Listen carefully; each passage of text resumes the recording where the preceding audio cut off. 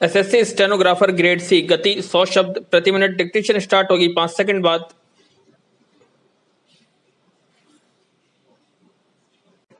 Start. भाइयों और बहनों, आज मुझे बड़ी प्रसन्नता है कि हमारे बड़े बड़े कृषि वैज्ञानिक और कृषि विशेषज्ञ अपने अनुसंधानों के सार राष्ट्रभाषा हिंदी में प्रस्तुत करने के लिए पूरे देश से यहाँ एकत्र हुए हैं। विराम।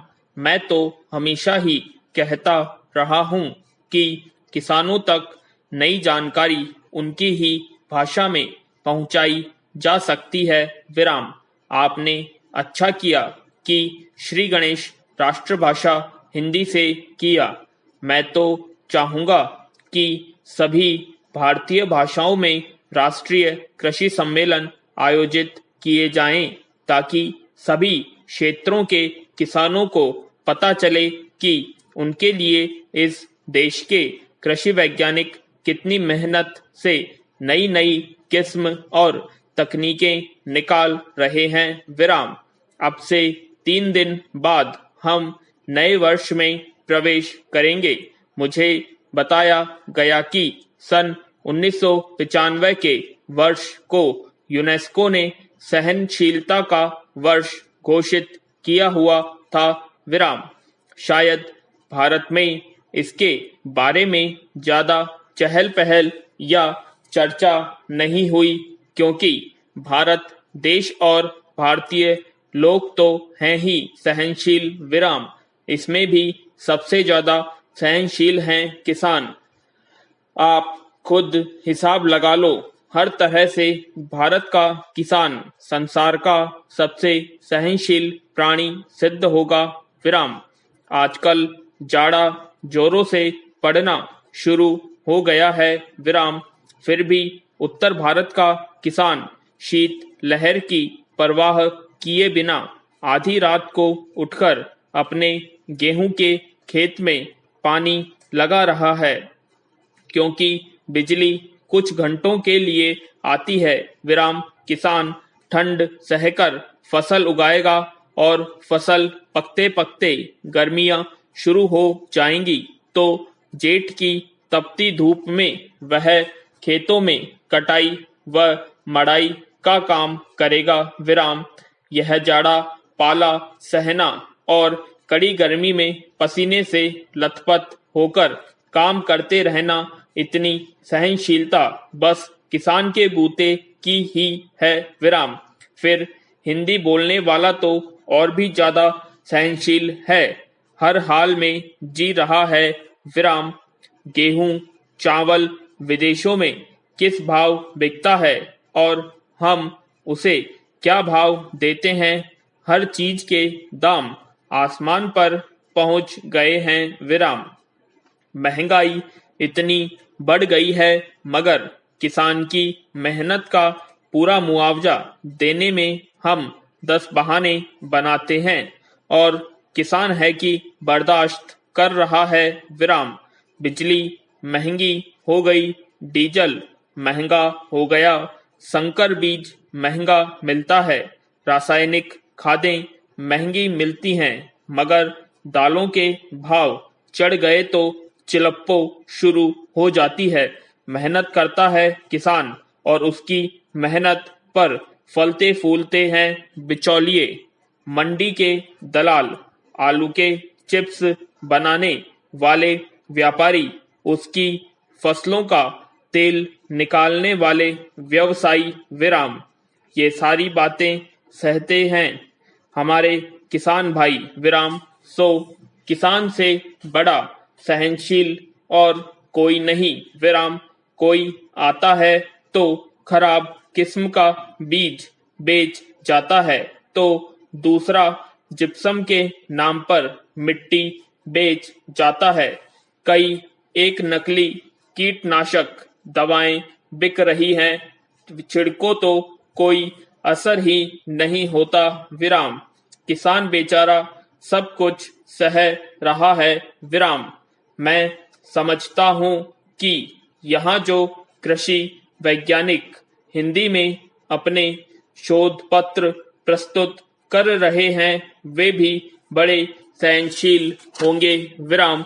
भाइयों और बहनों, मतलब यह है कि अगर संसार को सहनशील बनाना है तो सभी लोगों को दुनिया भर में हिंदी भाषा का प्रचार और प्रसार चाहिए।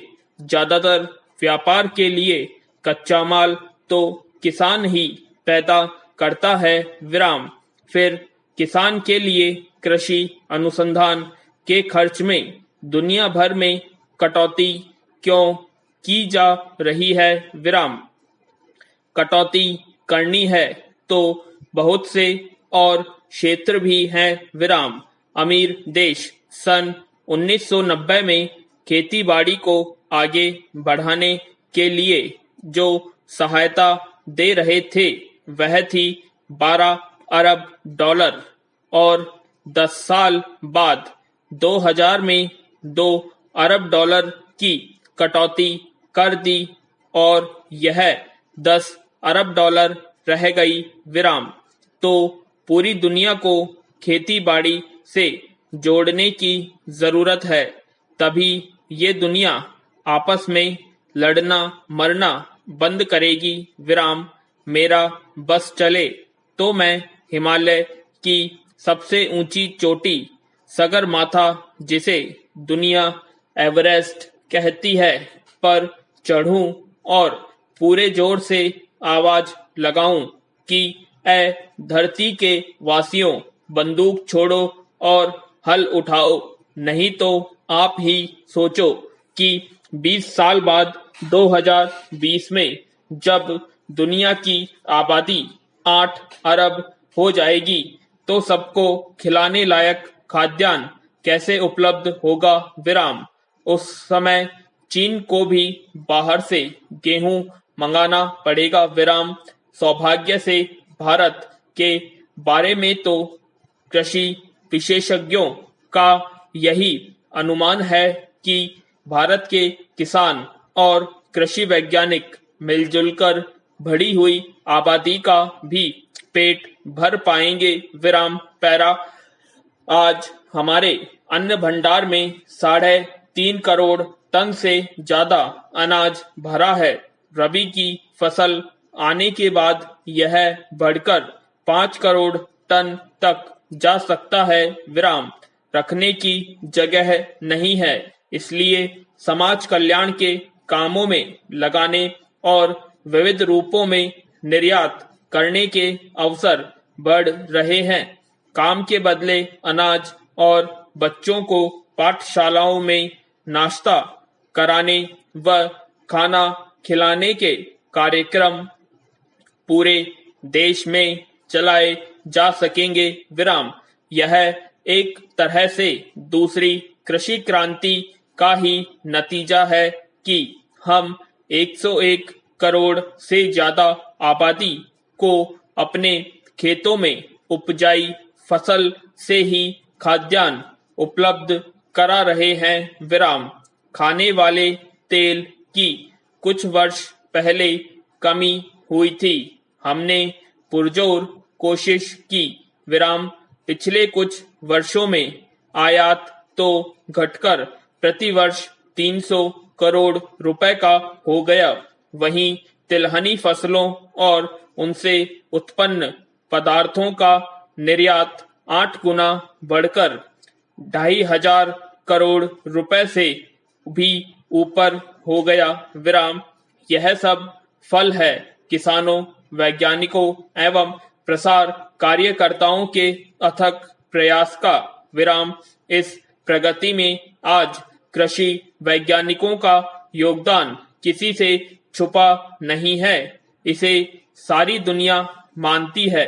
जहां भी भूख है वहां लोग भारत की मिसाल देते हैं कि देखो इस महान देश ने भूख की चुनौती का किस तरह डटकर सामना किया। विराम।